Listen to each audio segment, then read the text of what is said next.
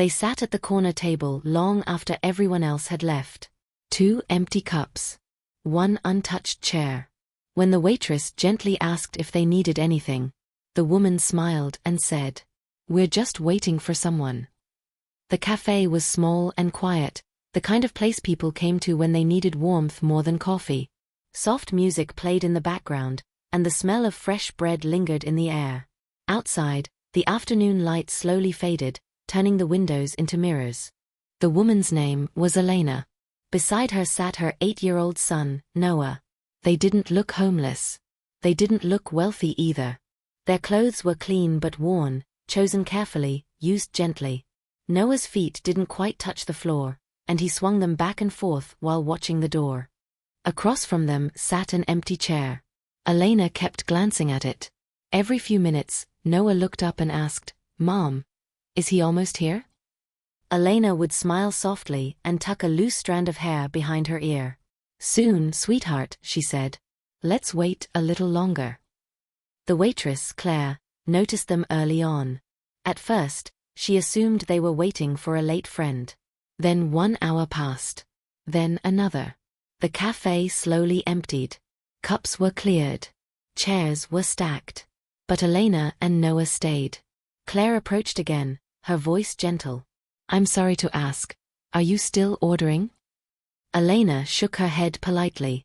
"No, thank you. We're just waiting for someone." Claire walked back to the counter, but something felt different about them. Most people grew restless when someone didn't show up. They checked their phones. They complained. They left. Elena didn't. She sat calmly, hands folded in her lap, eyes fixed on the door. Noah, however, was changing. His swinging slowed. His shoulders dropped. His eyes searched every face outside the window. He leaned closer to his mother and whispered, "Mom, what if he forgot?" Elena smiled, but it took effort. "He didn't forget," she said. "Sometimes people are just delayed." Minutes passed. Then more. The café manager glanced over, ready to close early. Claire hesitated, then returned to the table. "I'm really sorry," she said softly. "We're closing soon." Elena nodded. "Of course. We'll leave in a moment." But she didn't move. She looked at the empty chair again. Claire noticed Noah rubbing his eyes. "Are you tired?" she asked kindly. Noah nodded. "A little." Then he added, barely audible, "He said he'd come today." Claire paused. "Who did?" Noah glanced at his mother. Elena took a breath. "His father," she said quietly. The words hung heavy in the air. Claire stepped back, unsure what to say. From the counter, she watched as Elena checked the clock again and again. Finally, Noah's voice broke the silence. "Mom, he's not coming, is he?" Elena closed her eyes for a brief moment. "No," she said softly. "I don't think he is." They gathered their things slowly. Elena helped Noah into his jacket.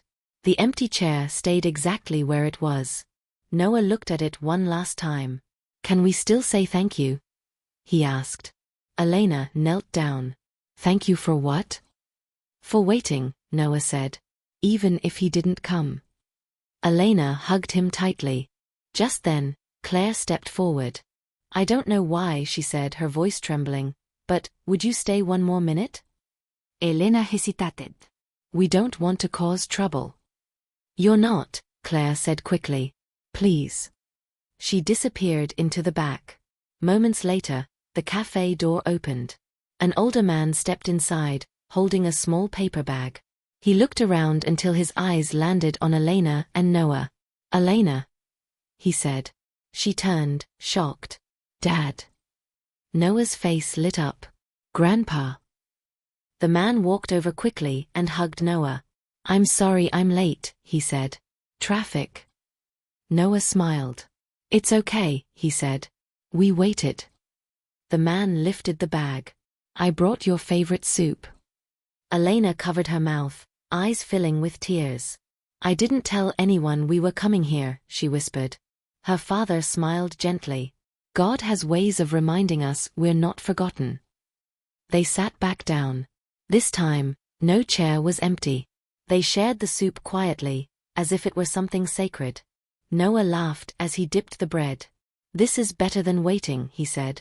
Elena reached for her father's hand. "I didn't know how to explain today to him," she said. "I didn't want him to lose faith." Her father squeezed her hand. "He didn't," he said. "He learned something better."